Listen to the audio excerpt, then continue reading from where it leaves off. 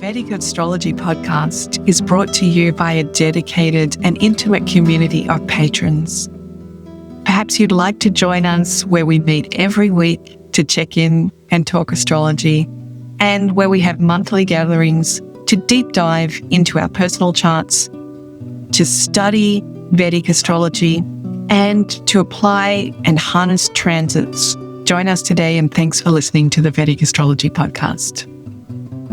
Hello everyone, welcome back to season 5 of the Vedic Astrology podcast. It's a lot to get my head around, season 5, and it's been such a break since I saw you last. I didn't intend to have quite this sabbatical between the end of season 4 and the beginning of season 5, but many of you will know that 2025 has been a big health year here with my family, and in July, on the back of all the other things that have happened, we got some quite serious health news, and surgery was involved and treatments, and it was quite intense. And then 6 to 7 weeks later, there was, once they'd analysed the pathology, there was the get out of jail card free, and we've been returning to normal life here. And so I just haven't had a chance to be with you guys here on the Vedic Astrology podcast, but I'm delighted to be back. And while I've been away, the podcast continues to go from strength to strength, and we have published over 75 episodes, and we've been downloaded more than 50,000 times. And I'm often receiving those emails from the podcast, the people who monitor who's downloading what, to say how well the Vedic Astrology podcast is doing in its market. So thanks to all of you. And although I haven't been recording episodes, I certainly have been very much enjoying my deepening and understanding of Vedic astrology during this year of 2025.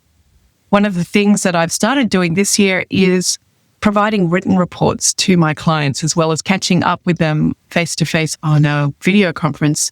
In advance, I've been preparing their report in a written way. I've always been an astrologer who does many pages of research, usually some 30 pages of shorthand. But it's only recently that I've decided to offer all of that to my clients. And I try to write it in a way that shares an explanation of my reasoning and what the astrology is all about. And I think just that process of writing so much about astrology has just deepened my love for this subject and for this job and this role. So I feel that I understand Vedic astrology even more. And then right at that time, the last time I was with you guys in July, was also invited by Ryan Kurzak to speak to a new group of students who are coming to astrology not necessarily wanting to become astrologers, but wanting to understand Vedic astrology as a spiritual practice, how to be in harmony with one's life, how to have more self-knowledge through Vedic astrology. And I was invited to speak about the components of a birth chart. And when I put some contemplation time, originally I thought I might talk about these components. We're talking about the rashis, or the signs, and the bhavas, or the houses, and the grahas, or the planets. So these three things, signs, houses, and planets, these are the components that then go on to describe all of the complexity that we're all experiencing.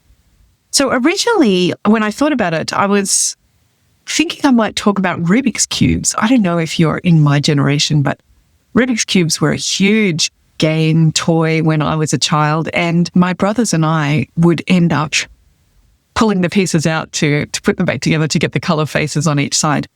And we never really on our own figured out the method to unscramble a Rubik's Cube.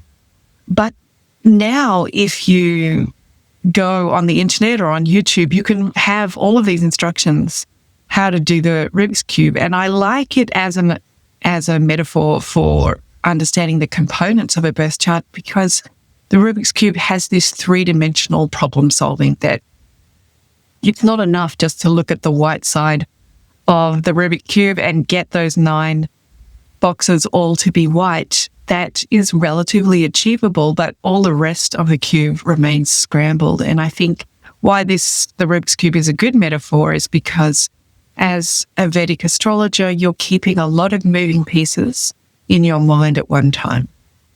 And the other thing that I like about it is that if you do go and watch these videos or read the instructions, sometimes they're counterintuitive. You follow this instruction, and you're like, oh, it's looking like I'm getting closer to it. And then you have to make these moves, these unexpected moves that you wouldn't anticipate, that seem to destroy the pattern only to bring it back better and stronger.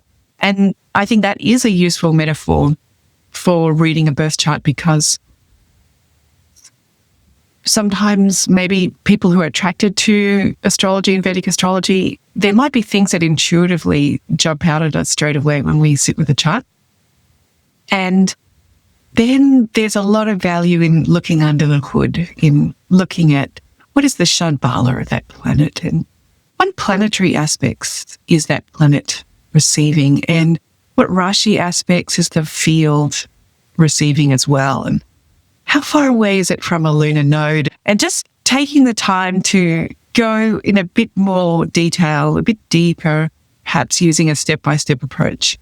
So I like that with the Rubik's Cube as well. If you want to solve it, there's some backward steps. It's not all becoming clearer and clearer. Sometimes it looks like it's coalescing, and then you have to make these moves. And astrology is a bit like that. But actually, in the end, what I did speak to these spiritual seekers about was about how I'm beginning to see the metaphor of a timetable, a university timetable. Our birth chart is like that timetable that makes a campus an essential and thriving learning environment. University campuses are full of students, and they're full of learning venues. They're full of curriculum and libraries, and they're full of teachers. So all of these things are happening in a dynamic way.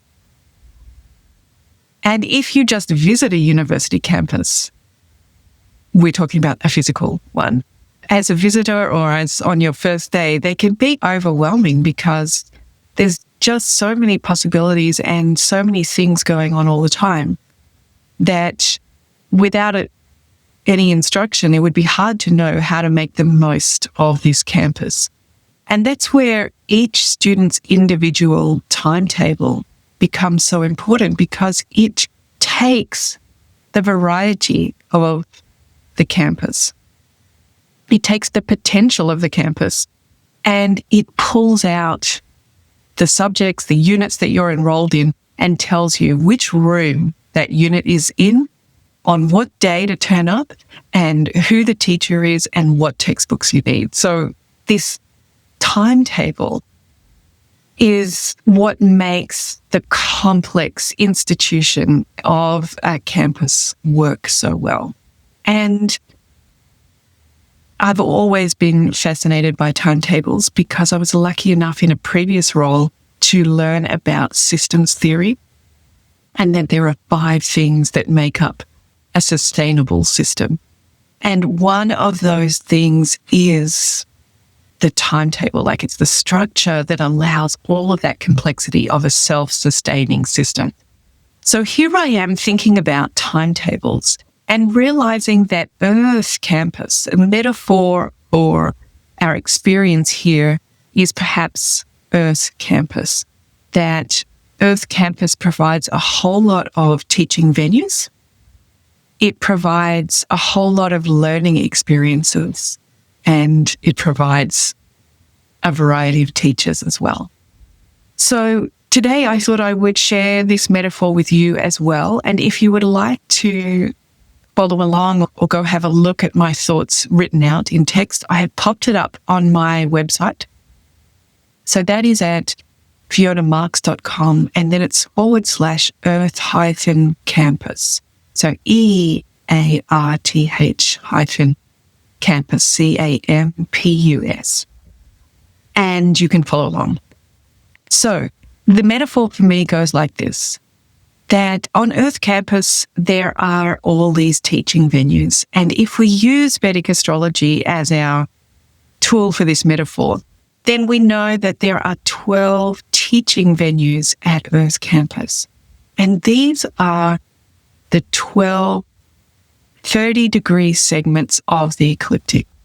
And as the planets travel through these segments that I'm going to call for this metaphor classrooms, as they travel through these classrooms, they have access to the kind of resources the classroom has to offer.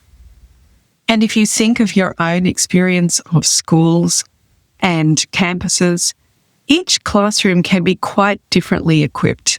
So even if we go back to our primary school experiences, there are classrooms that have desks and chairs and a whiteboard or blackboard or a projection board. And they facilitate a certain kind of learning with a teacher at the front and students sitting down. And then there's the gym classroom, which might be outdoor or indoor, but it's very different. The equipment that it has available, it has a lot of space so that people can move freely and exercise. It might have exercise equipment or equipment for playing games. So maybe there are balls or ropes or hoops. Maybe there's a football goal or a basketball hoop. This gym classroom has its very own resources that facilitate what is taught in that gym classroom. And then there might be, going back in the day, there might be a computer room, which is a venue with loads of computers, or I guess these days this would be the laptops that you can bring, and this enables a certain kind of learning. There might be a library classroom at this school where there's a lot of resources available in terms of knowledge and people's research that's already been reviewed and published. There might be an art room where the kind of equipment involves paints and crayons and pens and paper, scissors and all of that craft kind of material. So what can be taught in this art classroom is very different than what's taught in the gymnasium classroom or the library classroom. Maybe there's a drama room with a stage with lights and curtains and places to hang scenery. And again, this facilitates a certain type of learning. So just like a school or a campus has different venues, I'm suggesting in this metaphor that each of the rashis or each of the signs is a teaching venue. And you can go have a look at Earth-Campus to see each of my ideas of what these signs' teaching rooms might look like. But for example, if we start at the beginning at Aries, we know that Mars has designed Aries to be a classroom that teaches courage and initiative. That is what Mars wants to teach on planet Earth, and Aries is the perfect space to do that. So if it was a classroom, it might be an open-air gymnasium with a climbing wall where you can do the impossible feat of climbing straight up a wall. And it might have those gymnasium equipment that you can practice drills and get stronger and stronger. You can push yourself harder and harder, set goals for yourself of what you're going to lift or how long you're going to carry something. And each day you can monitor your progress. But it might also be like an open cut mine where you can get resources from the ground that you would put in another piece of equipment in Aries classroom, like a smelting facility where you could create tools. You can use your logic to solve problems and invent tools that have never been, or engineer solutions that have never been made before. So this would be a learning space that is full of stimulation for your courage, your initiative, getting you to try things and solve problems. Whereas right next door in Taurus classroom, we might find now that we're in an Earth classroom that has a feminine energy to it, that is receptive and that is slow, and where the nourishment of the earth is going to seep into the students by just slowing down. They're going to receive the rejuvenation that they need. And it would be like a glorious pantry full of resources, whether that is food or money or whatever material resources we could need. Taurus is a storeroom for those kinds of things. And it's also like a hobby farm where slowly food is cooked and prepared slowly, that's grown in the land, and where the pace of life just supports the natural seasons. And the warm smells come out of this hobby farm kitchen and everyone can slow down a little bit. Might be an idea of a Taurus classroom. And I invite you to hop on and have a look at some ideas for the other classrooms that are perhaps on Earth campus. So if you're looking at your birth chart as a timetable for Earth campus, you now know that your timetable shows the 12 classrooms that are available at Earth campus. And none of us are going to have planets in each of those 12 because there aren't 12 planets. So you're definitely going to notice on first glance that some classrooms have no teachers, no planets in them, and other classrooms do have teachers in them or do have several teachers maybe in the same classroom. So immediately the metaphor begins to help them understand.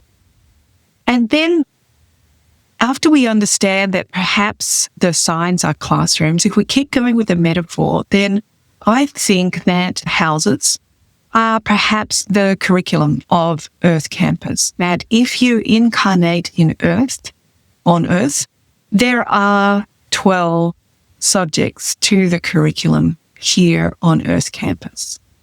If you incarnated somewhere else, there would be a different number of classrooms and a different number of curriculum units. But here on Earth campus, let's say that there are 12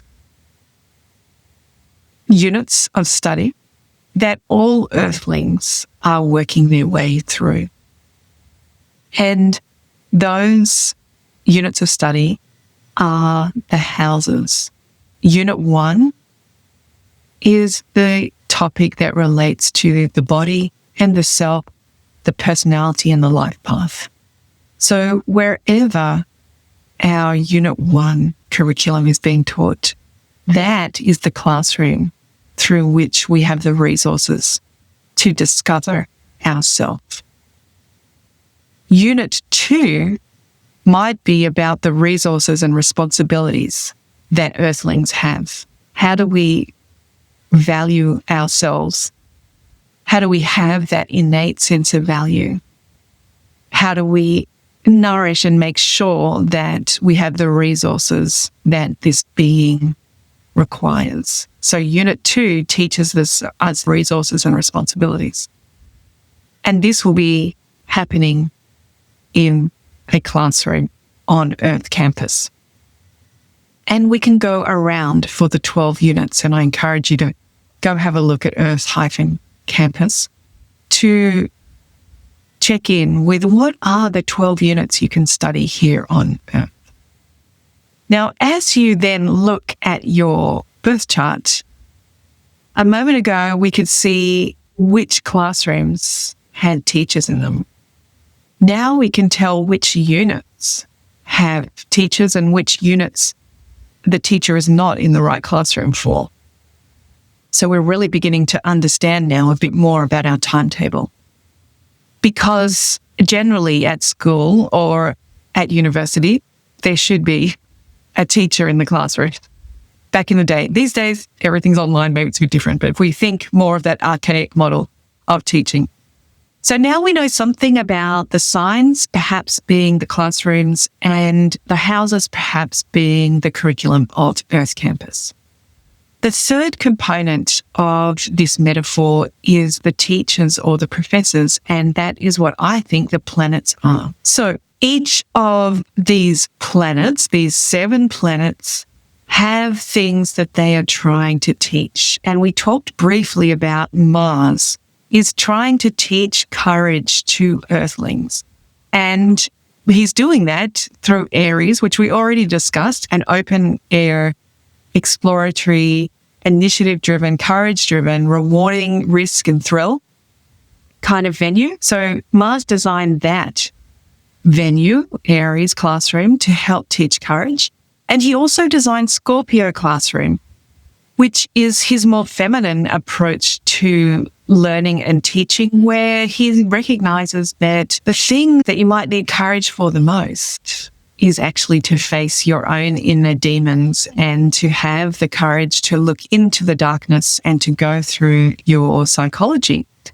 And so Scorpio, this female water sign, is perhaps more like an escape room where you have to use all of your intelligence and your instincts to find your way out of a locked facility. Or maybe it's like a deep sea exploratory center where you dive into those areas of the trenches and the abyss, those parts of the ocean that apparently are more foreign to us than even deep space itself. So we have teachers who have a specific style of teaching that they want to help Earthlings with. And Mars, sticking with Mars because we're here right at the beginning, Mars has a demanding style of teaching. We could say that Mars rather likes to throw his students into the deep end and let them learn to solve problems and take their own initiative. As well as that, he loves to drill students, keep them practicing scenarios so that when that moment comes, they instinctually know how to respond to a new challenge. So he's a relatively demanding teacher. Right next door, we have Taurus classroom owned by Venus. So another teacher on campus is Venus, Professor Venus, and she has two teaching venues as well. Like Mars, she designed her own venue called Taurus, her female venue, where she wants to ensure that Earthlings know their innate value. They know what they are worth. And this is because she also designed her masculine classroom of Libra, which is all about trade and negotiation. We could think of the Libra classroom as being somewhere like a souk market where barter and trading is taking place in all of the most exotic and desirable experiences and material goods. But it's also a convention center where people can bring their ideas and their innovations and trade them with others and expound the benefits of their wares, even if it's ideas. And it's also the UN or any kind of diplomatic space where people can meet from many different backgrounds and cultures, and through the process of understanding value and trade, they can overcome those cultural differences and make agreements that will facilitate the flow of energy, which is what Libra really allows us to do. So you can see that each of the planets is its own professor and has its own teaching style. We talked about Mars being demanding and perhaps throwing people in the deep end and drilling them. Venus is a gentle planet that is going to provide for her students the support and the resources through Taurus that help this person to know that they're valuable. Because once we have that sense of innate value and we're loyal to that, we're not going to sell ourselves out on that trading room floor where we're exchanging with other Earthlings. And so it is that we have all of these professors with their classrooms that they've designed and their own unique teaching styles. Of course, we have the Sun as the chancellor of Earth Campus because really it is the Sun that dictates those 30-degree segments. Our relationship with the Sun, this Earth Campus, our relationship with the Sun astronomically means that we have 30 days basically in each of these 12 spaces before we would complete one orbit. So the sun is the chancellor and the moon as the vice chancellor, and they have their own teaching venues as well. So now you're going to have the three components of this Earth campus metaphor. And it begins to empower us to look at the birth chart and see probably one of the things that makes incarnating on Earth so confusing is that as soon as you pull out your birth chart now, you will notice that probably most of your professors are not teaching in their venues. And this is like the wild card of incarnating, that wouldn't it be great if Mars was standing in Aries and helping us with the taking initiative and coming up with new ideas, and he was just making challenge after challenge to give us even more confidence in our own instinct. But the truth is that Mars could be teaching from any one of these 12 classrooms. And some of those classrooms are going to suit Mars better than others, which Mars is really dominating the conversation, but we'll just follow through with one. Maybe that's why it makes more sense to follow through with one. That we can see then that Mars is going to be exalted actually in Capricorn, because Capricorn classroom is like the Colosseum where you fight for your life to win your freedom. And you can't be questioning it and intellectualizing whether it's fair or not, whether you should have been captured and have this chance to free yourself or not.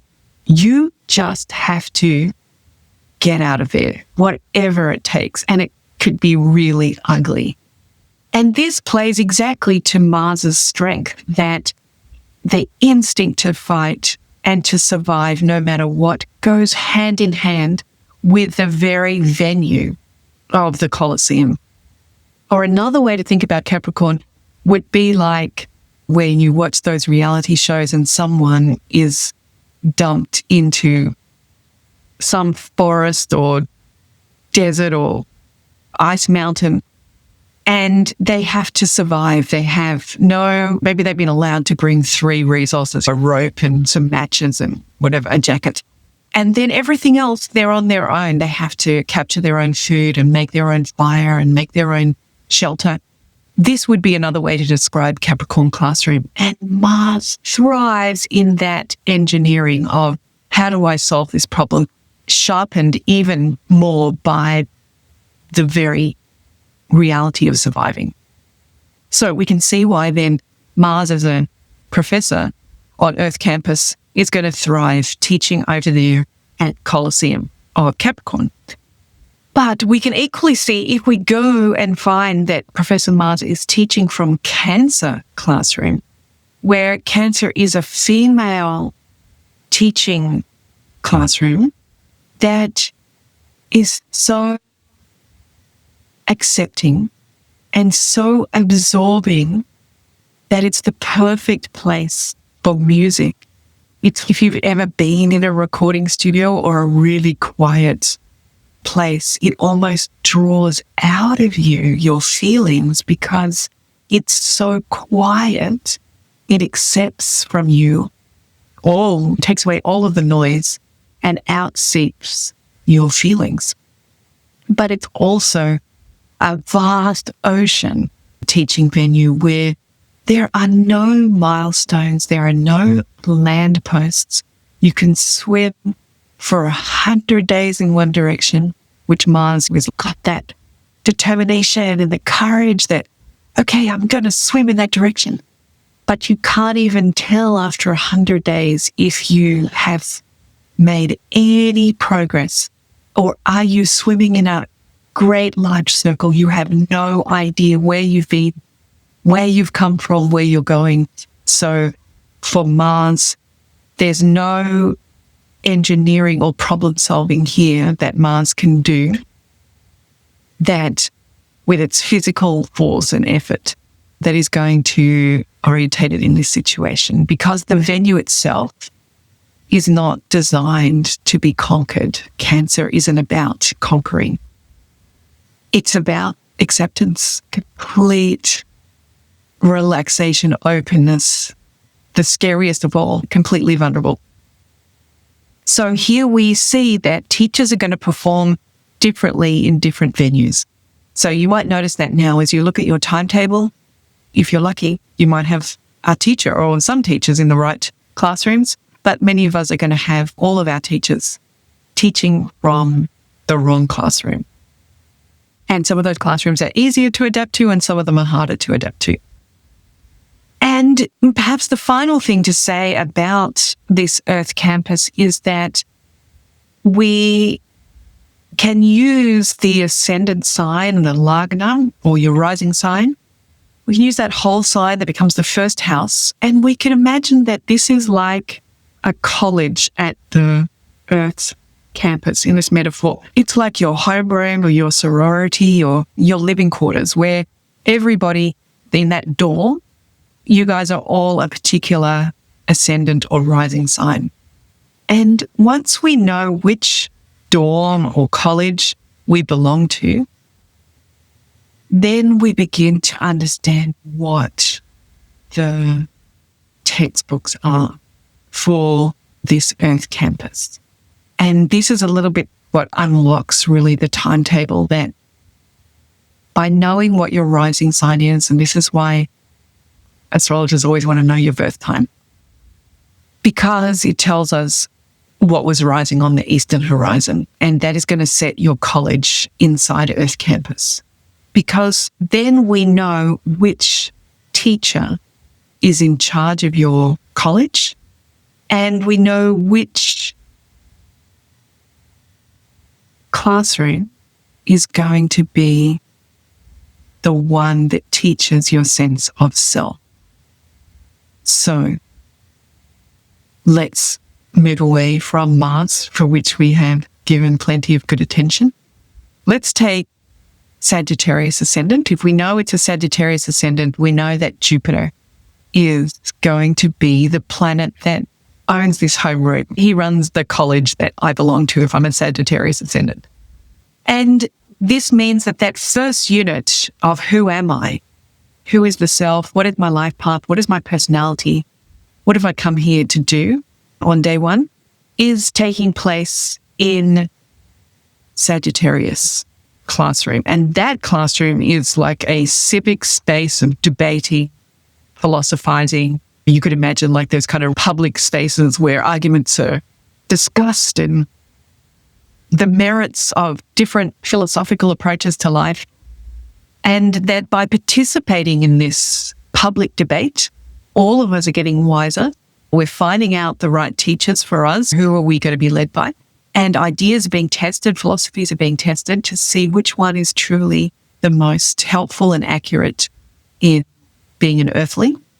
It would also, I'm pretty sure Sagittarius classroom would be where the astronomy tower is. So there would be some big telescope pointing up at the stars, and that study of astronomy that back in the day was the study that included everything. It included mathematics, it included physics, it included, of course, astronomy, but because it related to man and God, it included philosophy and the values and the forms and the underlying hum that is the fabric of the universe.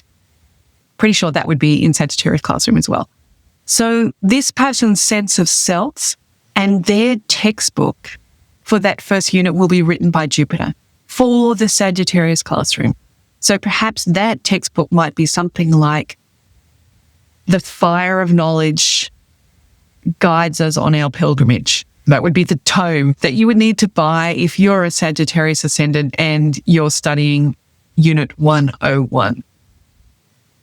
And if Jupiter is there teaching in that first classroom, he's going to inspire you, light that fire of inspiration that is going to guide you on a pilgrimage towards his other sign, Pisces, the final sign of the zodiac. And then once you know that you're a Sagittarius ascendant, you're going to get your whole book list because for your first unit and the room that you're supposed to turn up to is Sagittarius, but you also automatically know that your second unit, this is my values and resources, for you is going to be taught in Capricorn classroom, which we already discussed is a kind of survival place. And the book, the textbook that you might need to buy for Unit 2 might be something more like endurance is value. So just surviving is what adds value. And then Unit 3 would be taught in Aquarius classroom, and Saturn would have written the textbook for Unit 3 if you come from Sagittarius College. And that classroom is all about your skills, your interests, your hobbies. And so Aquarius, the teaching venue, is like a humanitarian, non-government organization, refugee camp, just providing makeshift, like whatever we have, we can make a dam here, we can make some tents here, we can store donations of food and clothing here and try to help this community have less suffering, some kind of venue like that. It would also, Aquarius, be, I imagine, like deep space exploration where you're out there on your own exploring and learning, but you're only able to do that because of all of the thousands of people involved in making sure that your spacesuit, your oxygen, your rocket, your communication back to the planet, your mission guidelines, all of that is being coordinated by the institutions and the societies and the communities and the ways that humans can achieve amazing things if they pool all of their resources to achieve the same goal. So if you were looking to get your textbook as a Sagittarius College person, you might be getting one called Exploring Institutional Assets that's going to help you focus your curiosity and exploration onto a way that institutions add value for all of us, for example. So your college, Sagittarius College in the example, sets you up for which textbook it is. But let's imagine that you would be, instead of a Sagittarius Ascendant, let's imagine that you would be a Leo College Earthling. And then your first unit, Understanding the Self, is going to be taking place in Leo, which is, of course, the performance stage, the area where we can learn to stand up in front of others, to lead them, to inspire them. How do we get the practice at being the light that other people can follow? Be that radiant sun. And the textbook for Unit 101 in that case might be the self as the center. And Unit 2, My Values and Resources, would be being taught by Mercury in Virgo. And so the textbook might be process improvement to increase your value and resource management. And we could just go through this one after another. The different colleges all have 12 units that they're teaching, but the mix of which teacher wrote the textbook flavors what that textbook is going to be about. And your Vedic Astrology birth chart can be your timetable that unlocks your textbook list, because many of us are wandering around Earth Campus not knowing which textbooks we're supposed to have, because you can see other students at Earth Campus who are thriving and you think, oh, that must be how Unit 1 is taught, or that must be how Unit 5 is taught, or what Unit 7 is about. Because look, she's so successful, or he's a good example. And so we go buy those textbooks, or we try to live a life aligned with that kind of textbook, and it doesn't feel natural or work for us because we're coming from a different college. So I think that Vedic Astrology is very helpful in unlocking our timetable so we know which textbooks relate to our life journey. And then we can use the timetable even more to see where is the teacher teaching that from. So the Vedic Astrology birth chart can unlock your timetable even more than this by showing you where your teacher is teaching from. So let's go back to our sun example. It's going to want to teach, if you're a Leo college student, the sun is going to want to teach you how to understand yourself through a textbook that's called The Self as the Center. And imagine if they're teaching that in Leo and they've got that venue where the very theatre space or the lecture podium that you're on helps people look at you and clearly see what it is that your radiance that you're sharing with others. But imagine if the sun is teaching that over there in the Colosseum, the self is the center. We probably don't want to draw attention to ourselves if we're in the Colosseum and we're facing the lions or whatever it is. There's a kind of benefit in sneaking around the edges and finding that crack and way to escape or way to survive. But if we teach the self as the center, then we are definitely going to be facing those lions there in the Colosseum, because our textbook, Understand the Self, being the self as the center, is being taught by a teacher who is standing in the Colosseum when they're teaching it. It's going to flavor the way that we experience this textbook, because what the teacher has to draw on as resources is dictated by being in Capricorn. So by this point in the conversation, now we're getting into that nitty-gritty where everyone's chart is so unique that I don't want to paint with a broad brush and block anybody into thinking this describes them or doesn't describe them. But perhaps you find the Earth Campus metaphor useful as a way of understanding or looking at the birth chart in a new way, in an empowering way. So I encourage you to drop on over to the website and have a look at the Earth Campus metaphor, which is at Fiona Marks /Earth-Campus. And I loved speaking to these seekers, spiritual seekers about astrology. And for that reason, I'm offering a guided pathway through the apprenticeship.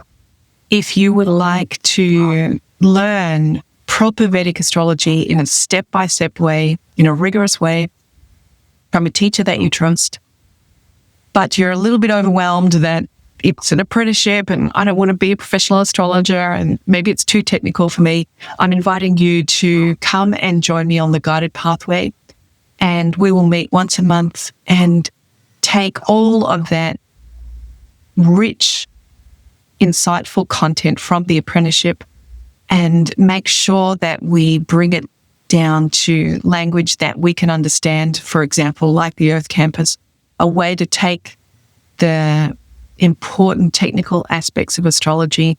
I'm here in my guidance pathway to help you know which of those are important, how to apply them to your own chart. If what you really want is to become your own personal astrologer, you want to use Vedic astrology as a way to help process your karma, as a way to be more present to what Earth Campus has to offer. So I do invite you to have a look at that. That is at FionaMarks.com/apprentice-guidance. So I look forward to catching up with you. Maybe you would like to join me on Patreon.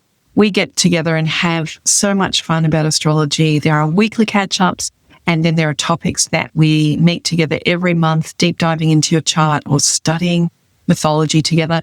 So maybe you want to join me on Patreon. Maybe you'd like to check out my Earth Campus metaphor, or maybe you're feeling called to learn more about astrology, take your interest in astrology, and with my guidance, walk together through the apprenticeship pathway. Thanks so much for listening to the Vedic Astrology podcast and hanging in while I have been away. And I look forward to seeing you next time we're together for the Vedic Astrology podcast. Bye, everyone.